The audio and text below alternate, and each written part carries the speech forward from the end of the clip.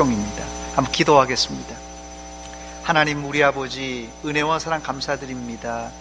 하나님께서 우리를 사랑하여 주시고 여기까지 인도하여 주시다 코로나19 사태 가운데서도 지켜주신 것 감사드립니다. 하나님 아버지, 오늘 이 찬양과 또 사진들을 살펴보면서 지난날 우리가 모여서 함께 예배하며 사랑의 교제를 나누었던 시절을 떠올리며 감격스러운 마음을 가지고 엎드렸습니다. 하나님 아버지, 우리가 이렇게 주 안에서 다시 만나 손에 손을 잡고 서로 사랑하며 아름다운 교제와 교통을 나누며 하나님께 영광 돌릴 수 있는 예배 드릴 수 있도록 주님 도와주시옵소서. 비록 이 시간 영상으로 예배 드리지만 성령께서 이 시간 우리 마음을 감동하시고 감화시켜 주시사 말씀을 들을 때 하나님 큰 은혜 받는 시간 되게 하여 주시옵소서. 예수님의 이름으로 기도하옵나이다. 아멘. 할렐루야. 코로나19로 인해서 사회적 거리두기 때문에 지금 우리는 온라인 방송으로 예배를 드리고 있습니다.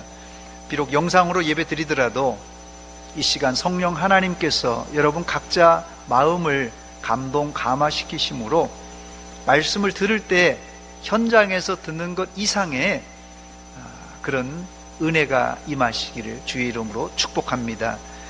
코로나19 바이러스가 현재까지도 속히 꺾일 기세를 보이지 않습니다. 또 이번 달에는 벌써 큰 태풍이 2개나 지나갔고 또 코로나로 인한 2차, 3차 어려움이 겹치면서 지금 온 세상이 고통을 호소하는 가운데 있습니다.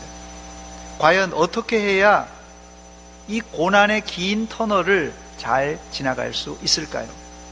저는 이 고난의 해결책을 묵상하다가 자연계에서 그 비결을 발견했습니다. 여러분, 이 카멜레온이라고 들어보셨습니까? 이 카멜레온은 헬라어 카마이레온, 이 카마이레온에서 나온 말인데요. 이 카마이라는 말은 땅 위에라는 말이고요.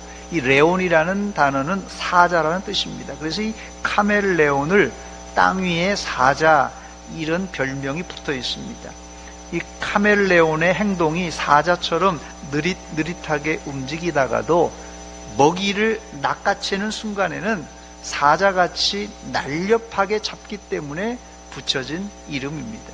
이 카멜레온은 도마뱀 목에 속한 파충류로 작은 것은 1.7cm에서 큰 거는 71cm나 자란다고 합니다. 백문이 불여일견이라고 제가 사진을 몇 장 준비했는데 한번 보여주시기 바랍니다. 예. 저 6장 사진이 한꺼번에 나와 있는데 저건 유튜브에 2분간 올라온 영상을 제가 제 스마트폰으로 해상도가 별로 안 좋은데요.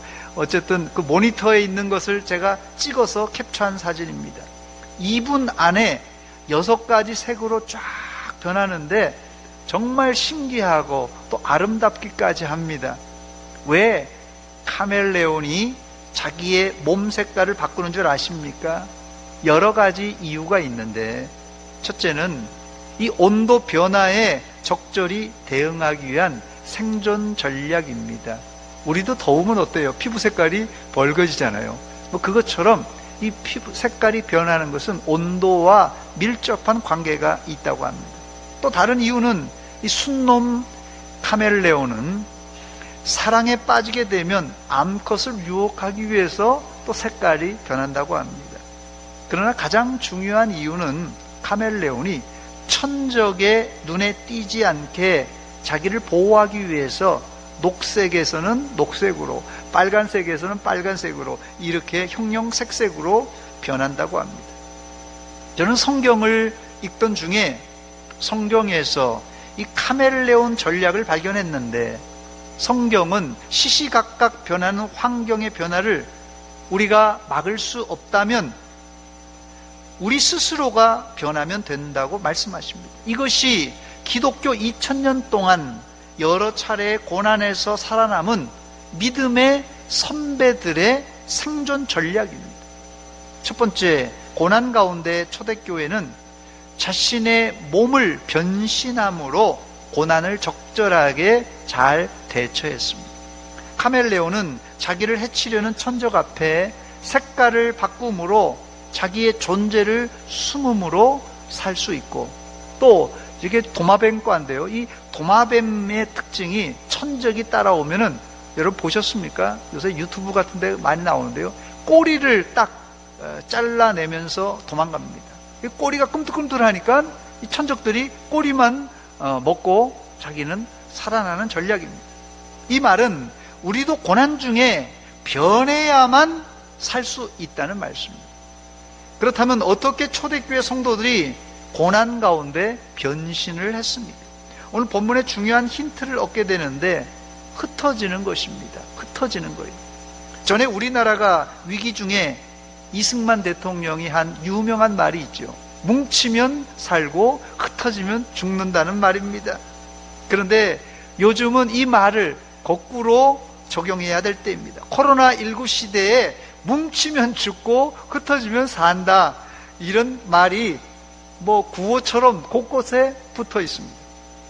이런 유연한 변화 없이는 국제사회는 물론 영적인 세상에서도 도태될 수밖에 없습니다. 왜 코닥과 후지필름이 망한 것입니까? 디지털 시대를 읽지 못하고 과거 방식에 매달려 있다가 망한 것입니다. 여러분, 공룡과 맘모스가 멸망한 이유도 똑같습니다. 여러분, 이럴 때 우리가 톨스토이가 한 말을 곱씹어 봐야 될 것입니다. 모든 사람은 세상을 바꾸고 싶어 한다. 이게 모든 사람의 열망이래요. 모든 사람은 세상을 바꾸고 싶어 한다. 하지만 자신을 바꾸려는 사람은 없다라고 했습니다. 그래서 초대교인들은 급변하는 환경에 살아남기 위해서 주변 지역으로 흩어졌습니다. 본문 1절 말씀에 보니까 예수 그리스도의 사도 베드로는 본도, 갈라디아, 갑바도기아, 아시아와 비두니아에 흩어진 나그네에게 편지한다, 이렇게 밝히고 있습니다. 여기 5지역이 나오는데 본도, 갈라디아, 갑바도기아, 아시아, 비두니아라는 지역입니다. 이 동네는 그냥 바로 옆에 있는 동네가 아닙니다. 우리로 하자면 부산에서 신의주, 엄청나게 함경도, 이렇게 엄청난 곳으로 떨어진 지역입니다. 지도를 제가 한번 준비했는데 한번 보여주시기 바랍니다. 저게 지금 터키의 지도인데, 여기 본도, 갈라디아, 비두니아, 아시아, 갑바도니아 저기 있는데요. 이 터키가 상당히 큰 나라입니다, 여러분. 그래서 이 갑바도기아에서 본도까지, 아시아까지 가려면 엄청나게 먼 거리입니다. 그래서 여기 흩어졌다는 말은 마치 우리나라가 일사후퇴 때 서울을 수복하고 다시 공산당에게 내주는 아픔을 가지고 다시 피난 가는 심정이 바로 여기 흩어졌다라는 그런 의미입니다. 한마디로 피눈물 나는 상황입니다. 그러나 초대교인들은 모든 기득권과 고향을 떠나 예수님 때문에 기꺼이 흩어졌습니다. 우리가 지금 사회적 거리두기를 하고 있는데 이미 2000년 전에 초대교회 성도들은 1m, 2m 수준의 사회적 거리두기가 아니라 고향을 떠나 1000km, 10,000km의 사회적 거리를 두기를 하면서 나그네로 보냈습니다. 이것이 성경에 기록된 사회적 거리두기입니다. 여러분, 놀랍지 않습니까? 우리 시대만 사회적 거리두기를 했는 줄 아는데, 사회적 거리두기는 이미 2000년 전에 성도들이 실천했던 생존 전략이었습니다. 이렇게 말하면 반론을 제기하실 분들이 있을 것입니다. 이 예수님과 스테반 집사님은 도망가지 않고 순교하셨는데 흩어지는 것은 비겁한 행위가 아닌가 할 수 있습니다. 이 질문에 대한 좋은 대답을 종교개혁가 루터가 500년 전에 내놓았습니다. 1527년 루터는 치명적 흑사병으로부터 도망칠 수 있는가라는 책을 출판했습니다. 이 책은 루터가 동료 목회자인 요한 헤스로부터 흑사병이 덮칠 때 그리스도인들이 도망가는 것이 합당한가라는 질문을 받고 쓴 책입니다. 조그만 팜플렛 같은 책인데요. 루터의 대답은 두 가지로 나누어집니다. 첫째는 성경적인 예를 들어 도망가는 것도 죄는 아니라고 답했습니다. 그 예로, 성경적인 예가 뭐냐면요, 다윗이 도망간 것을 예로 잡았어요. 사울 왕이 죽이려고 했을 때 도망갔습니다. 자기의 아들 압살롬이 반란을 일으켰을 때 도망갔어요. 그래서 도망가는 것도 결코 죄는 아니라고 했습니다. 두 번째는 책임 있는 자들은 도망가지 말고 머물러 자리를 지킬 것을 이제 당부했습니다. 즉, 환자가 있는데 의사가 자기 살겠다고 도망간다면 그것은 책임을 감당하지 못하는 사람이 된다는 의견입니다. 루터 자신은 이 비텐베르그 도시에 당시에 흑사병이 덮쳤습니다. 그때 그 당시에 영주로 있던 이 지도자가 즉시 루터가 이 흑사병에서 살아남기 위해서 인근 도시로, 안전한 곳으로 대피하라고 이렇게 이야기를 했습니다. 그러나 루터는 끝까지 도시를 떠나지 않고 머물러 있으면서 성도들을 돌보았다고 합니다. 저는 이 행동이 매우 성경적이라고 생각합니다. 예루살렘 교회도 박해가 심해지자 예루살렘에 있던 사람들이 다 도망갔어요. 그런데 사도들은 끝까지 남아서 교회를 지켰습니다. 사도행전 8장 1절입니다. 사울은 그가 죽임당함을 마땅히 여기더라. 그날에 예루살렘에 있는 교회에 큰 박해가 있어 사도 외에는 다 유대와 사마리아 모든 땅으로 흩어지니라 그랬습니다. 사도 외에 다 흩어졌다는 말은 사도들은 예루살렘에 남아 있었다는 뜻입니다. 그러므로 성도들이 핍박을 피해 도망가도 비겁한 것은 아니라는 말씀입니다. 놀라운 것은 하나님은 흩어진 성도들을 위해서 특별한 계획을 짜놓고 기다리고 계셨는데 사마리아로 도망가서 그냥 도망만 가서 숨어 있는 것이 아니라 사마리아에 가서 또 이방 땅에 가서 복음을 전하게 하셨고 복음을 전한 결과 사마리아와 이방 땅에 교회가 개척되고 교회가 세워졌습니다. 이게 하나님의 흩어진 성도들을 향한 특별한 준비되어 놓으신 계획이었습니다. 그러므로 지금 우리가 흩어져 예배드리는 것이 결코 죄도 잘못도 아니고 하나님의 큰 계획 중에 하나이고 이 일을 통해서 하나님은 자신이 하실 일을 아직은 우리가 하나님의 일이 뭔지 잘 모릅니다만은 하나님이 작정하고 계획하신 일을 반드시 이룰 것이라는 사실입니다. 그러므로 코로나19 바이러스 때문에 우리가 모여서 예배드리지 못한다고 여러분 너무 스트레스 받거나 낙심하지 말고 하나님의 큰 뜻이 있음을 알고 감사하시기 바랍니다. 그러므로 재난 가운데 성도의 변신은 무죄입니다. 두 번째, 재난을 대하는 우리의 태도입니다. 코로나19를 여러분들은 어떻게 해석하고 대처하고 있습니까? 어려울 것 같아서 제가 사지선다형 문제를 준비했습니다. 첫 번째는 하나님의 진노의 심판이다. 코로나19 바이러스가. 두 번째, 자연재해다. 3번, 재수 없다 보니 걸린 것이다. 4번, 말세의 징조 중에 하나이다. 1, 2, 3, 4번 중에 몇 번입니까? 정답이 여러 가지 있는데요. 제가 말씀드리고 싶은 정답은 4번입니다. 이건 제가 임의적으로 정답을 만든 것이 아니라 성경에 나오는 답입니다.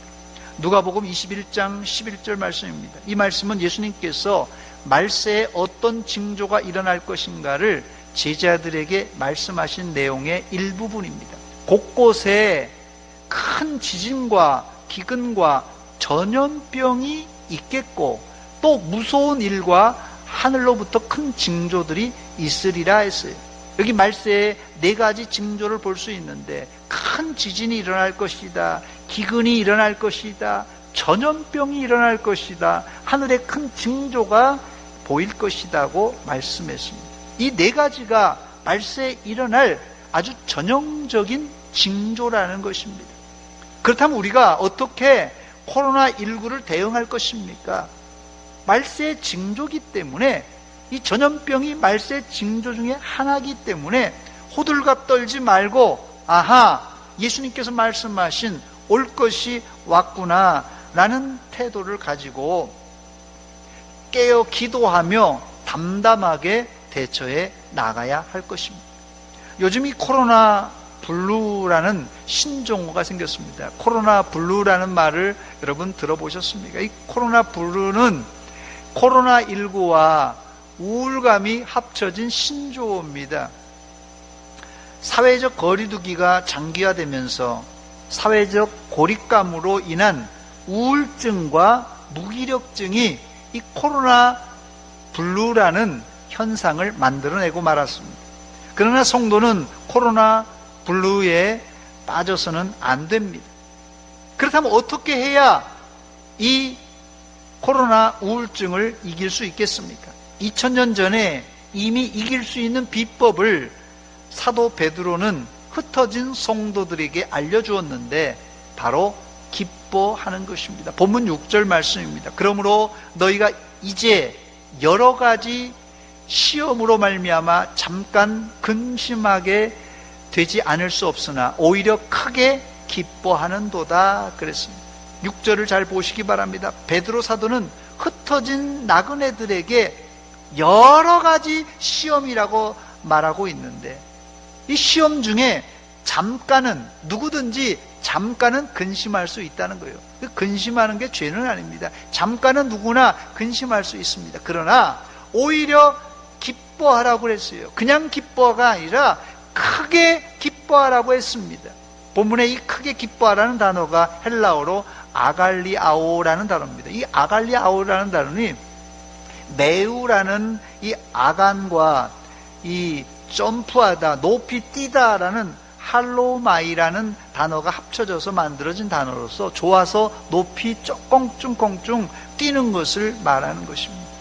아마도 시험과 고난 중에 코로나19가 들었다고 좋다고 날뛰고 다들 좋다고 막 한다면 뭐 다 미쳤다고 그럴 거예요. 코로나19가 지금 이렇게 횡행하는데 뭐가 좋다고 그냥 날뛰느냐, 다 미쳤다고 할 것입니다. 그런데 여기 본문 뒤에 기뻐해야 될 이유를 베드로 사도는 자세히 설명합니다. 세 번째, 기뻐해야 하는 이유가 무엇입니까?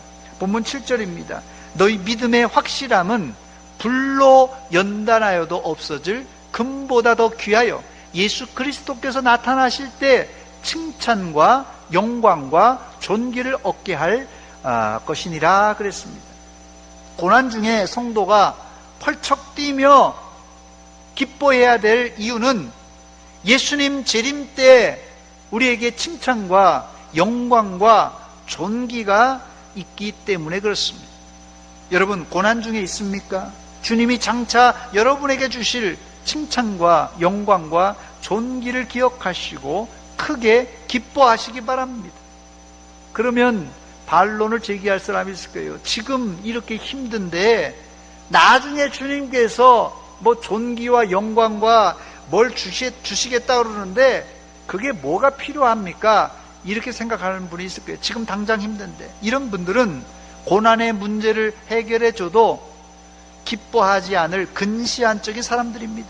이 근시안적인 사람들은 당장 내 배만 부르고 당장 내가 편하면 좋다 이렇게 생각합니다. 그러나 이 세상 50년, 60년, 70년 한평생 편안하게 살고 죽음 이후에 지옥 간다면 그게 무슨 소용이 있겠습니까? 고난 중에 성도는 잘 인내함으로 장차 주님이 주실 칭찬과 영광과 존귀를 받게 될 것입니다. 할렐루야! 여기 7절에 믿음의 확실함이라고 했는데 그 확실한 믿음을 베드로 사도는 불로 연단하여도 없어질 금보다도 더 귀하다고 말씀했습니다. 즉 우리가 여러 가지 시험 중에 크게 기뻐해야 되는 이유는 고난을 통하여서, 시험을 통하여서 바로 구원받는 그런 믿음을 얻게 된다는 말입니다. 구원받는 믿음은 그냥 내가 교회 오래 다닌다고, 시간이 오래 간다고 생기는 것이 아니라 마치 금강석이 여러 차례 뜨거운 용광로에 들어가 순금을 재련하듯이 우리의 믿음도 여러 차례 불시험을 통과해야만 만들어지는 것입니다. 혹시 여러분 중에 코로나19 때문에 믿음이 요즘 떨어진 사람이 있습니까? 정상적인 그리스도인이라면 고난 중에 크게 기뻐하며 담담하게 잘 견딤으로 오히려 믿음이 상승해야 맞습니다. 사실 누가 뜨거운 시험의 불에 들어가길 좋아하겠습니까? 저부터 불시험이라 하면 도망갈 거예요. 피하고 싶습니다.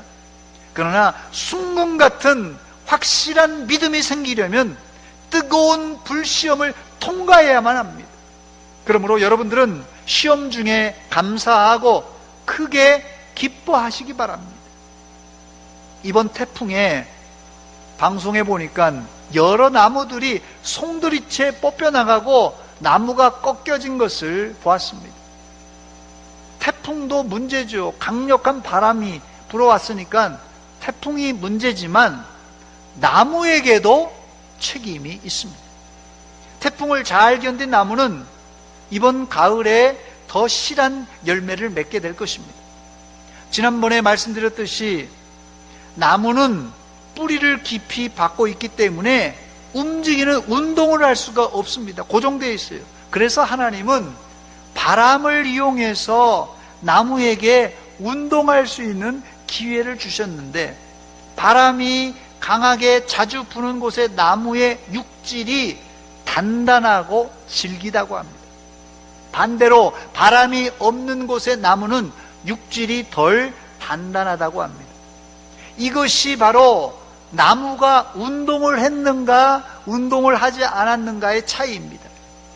불시험을 한 번, 두 번, 여러 번 받는 사람과, 여러 번 받았던 사람과 한 번도 불시험을 경험하지 않은 사람의 믿음의 강도는 달라요, 여러분.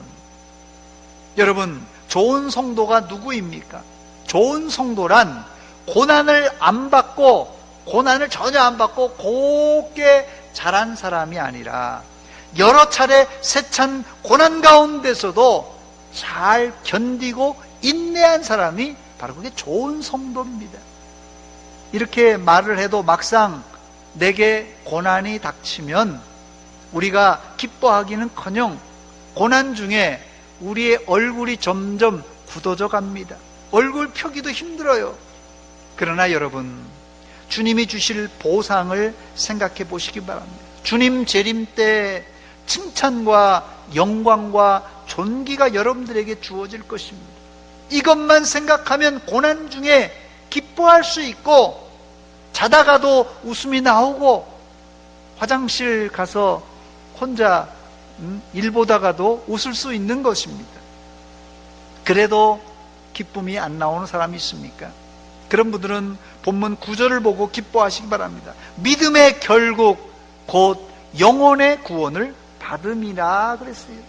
믿음의 결국은 영혼의 구원입니다.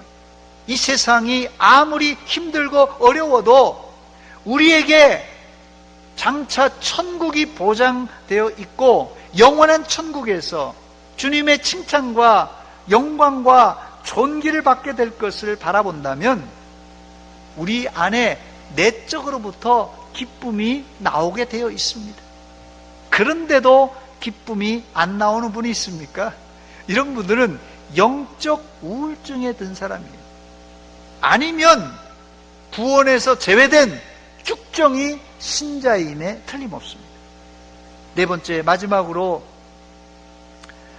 이 시간에 곰곰이 여러분 마음을 한번 점검해 보시기 바랍니다. 코로나19가 지금 1, 2개월이 아니라 6개월 반년이 지나고 이제 올 한해는 이 코로나가 이게 계속된다고 이렇게 전문가들이 말하는데, 여러분 코로나가 계속 진행되면서 여러분의 심령이 요즘 어떻습니까? 여러분 마음 상태를 점검해 보시기 바랍니다. 내 안에 기쁨이 있는가? 뭐 누구에게 말할 것도 없어요. 여러분 스스로 묻고 답해 보시기 바랍니다. 내 안에 진짜 기쁨이 있는가? 아니면 염려, 걱정, 근심으로 내가 요즘 슬픔과 말 그대로 코로나 블루에 잡혀 있는가? 혹시라도 여러분 안에 염려, 걱정, 근심으로 쌓여 있는 분들, 이런 분들에게 마지막으로 영적 우울증에 빠진 사람들이 어떻게 이 우울증에서 빠져나올 수 있을까 말씀을 드리고 말씀을 맺도록 하겠습니다. 세 가지 비결이 오늘 본문에 기록되어 있는데, 첫 번째, 마음의 허리를 동이고 근신하는 겁니다. 본문 13절입니다. 그러므로 너희 마음의 허리를 동이고 근신하여 예수 그리스도께서 나타나실 때 너희에게 가져다 주실 은혜를 온전히 바랄지어다 했습니다.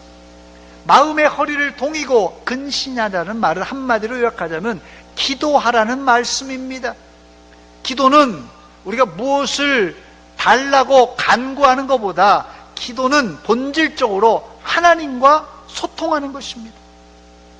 말세 주님과 잘 소통만 하더라도 우리에게 닥칠 환난, 비바람 아무 걱정 없습니다. 주님이 함께 하시면 환난 가운데서도 우린 여전히 기뻐할 수 있습니다. 이게 기도, 소통의 중요성이에요. 두 번째는 영적 우울증에서 빠져나올 수 있는 비결은 과거의 악습을 끊고 회개해야 합니다. 본문 14절에 보니까 너희가 순종하는 자식처럼 전에 알지 못하던 때 따르던 너희 사욕을 본받지 말라고 그랬어요. 이 말은 전에 악습을 되풀이하지 말라라는 뜻입니다. 사람이 지은 죄를 회개하지 않으면 더 깊은 우울증에 빠질 수 있어요. 이 죄 자체가 우리를 우울하게 만들고 죄를 품고 있는 자체가 영적 우울증에 빠졌다는 얘기입니다. 이런 사람에게 기쁨이 있을 수가 없습니다. 죄를 회개하지 않은 사람에게 기쁨이 있을 수가 없어요. 죄를 자복하고 회개해야만 이 기쁨을 체험할 수 있는데, 이때 체험하는 기쁨이 바로 죄를 사해 주었을 때 받는 이 사죄의 기쁨입니다. 여러분들은 코로나 사태 가운데서도 자신의 내면을 잘 살펴보시고 내 죄악을 들여다보며 죄를 자복하고 회개함으로 하나님이 주시는 죄사함의 기쁨을 체험하시기를 바랍니다. 마지막 세 번째, 우울증에서 빠져나올 수 있는 방법은 우리의 생활을 거룩하게 사는 것입니다. 본문 15절에 보니까 오직 너희를 부르신 거룩한 이처럼 너희는 모든 행실에 거룩한 자가 되라고 했습니다. 거룩을 제가 지난번에 영적 분리수거라 말씀드렸어요. 이 거룩이란 말은 이 분리해 놓는 것입니다. 그래서 세상에서 자신을 분리해 놓을 수 있는 게 바로 이 거룩이에요. 죄악된 세상에서 물들지 않고 자신의 말과 행동과 마음을 지키는 것이 거룩입니다. 더 나아가 거룩은 일종의 흉내내기예요. 본문에 오직 너희를 부르신 거룩한 이처럼 너희도 거룩하라고 그랬는데, 하나님이 거룩하니 너희도 거룩하라고 했어요. 그러니까 하나님을 흉내내는 것이고 예수님을 흉내내는 것이 거룩입니다. 예수님을 닮아가는 것이에요. 거룩은 주님이 가졌던 기쁨, 그 주님을 닮아간다면 주님이 가졌던 기쁨을 우리가 닮을 수 있는데, 주님이 가졌던 기쁨이 무엇입니까? 그것은 뭐 TV에서 나오는 코미디를 보고 야 재밌다 기쁘다 이런 것이 아니라 주님이 가졌던 기쁨은 내면에서 잔잔히 흘러나오는 기쁨입니다.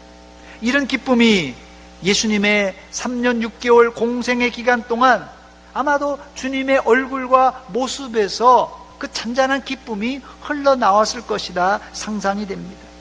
환난과 고난 중에 우리가 가져야 될 기쁨은 육신의 쾌락이 아니라 주님이 지니셨던 성령이 주시는 참 기쁨, 이 기쁨을 소유하시기를 주의 이름으로 축원합니다.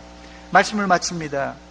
고난 중에 기뻐하라는 말이 베드로 사도만 했다면 우리가 무시하고 넘어갈 수 있지만 고난 중에 기뻐하라는 말은 예수님께서 먼저 말씀하셨어요.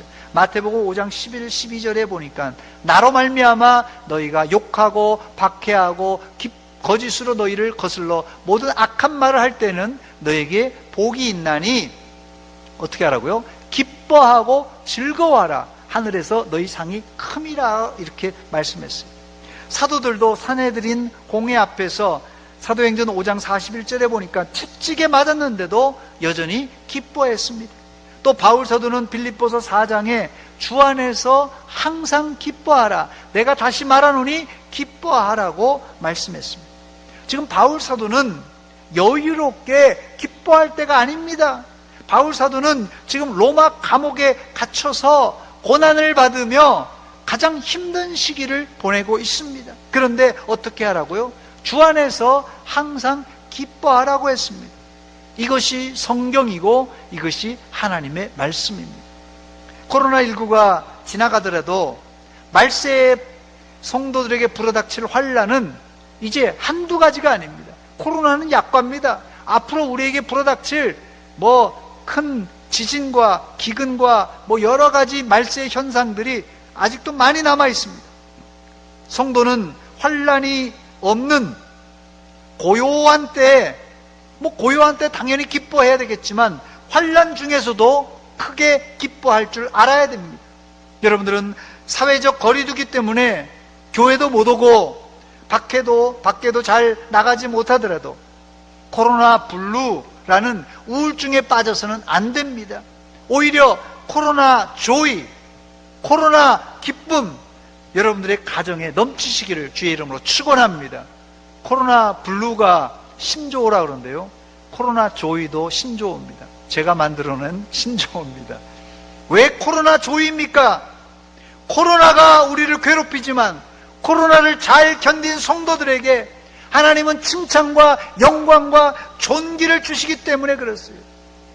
그런 거 말고 칭찬, 존귀, 영광 그런 거 말고 돈다발이나 그냥 하나님께서 쏟아 주시면 좋지, 이런 게 뭐가 소용이 있나 하시는 분이 있습니까? 여러분, 돈다발을 준다고 고래가 춤추지 않습니다.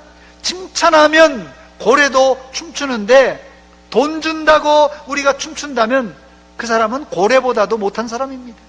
여러분 모두는 하나님이 주시는 칭찬과 영광과 존귀 이것을 바라보고 여러분 고난 가운데서도 여러분의 입을 다물 수 없는 그런 큰 기쁨의 소유자들이 되시길 주의 이름으로 축원합니다. 축원합니다. 같이 기도하겠습니다. 하나님 우리 아버지, 은혜와 사랑 감사드립니다. 이 시간 코로나가 닥쳐오고 태풍이 닥쳐오고 여러 가지 자연재해로 우리의 마음을 억누르고 있습니다. 우리가 코로나 블루라는 우울증에 빠져서 기쁨을 상실해버렸는데 이 시간 말씀을 듣고 다시 한번 힘을 내서 주님을 바라보며 주님께서 우리에게 주실 그 칭찬과 영광과 존귀를 바라보며 천국을 바라보며 다시 한번 기쁨을 회복하게 하여 주시옵소서. 코로나 때문에 힘든 자들 이 시간도 힘을 주시고 용기를 주시다 다시 일어나서 하나님을 찬양하며 기뻐하게 하여 주시옵소서. 예수님의 이름으로 기도하옵나이다. 아멘.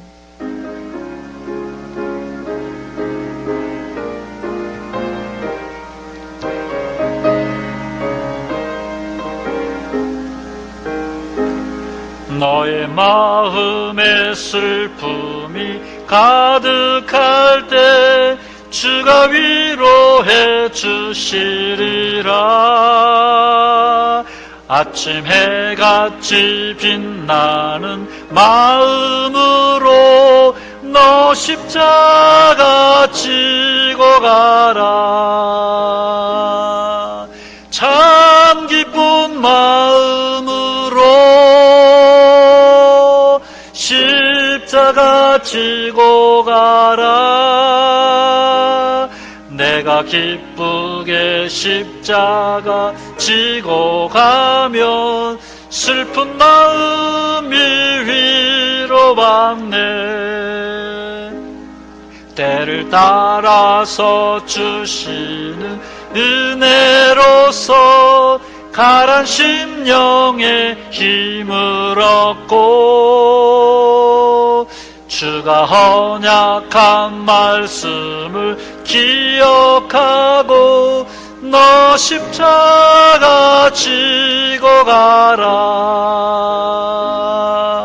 참 기쁜 마음으로 십자가 지고 가라.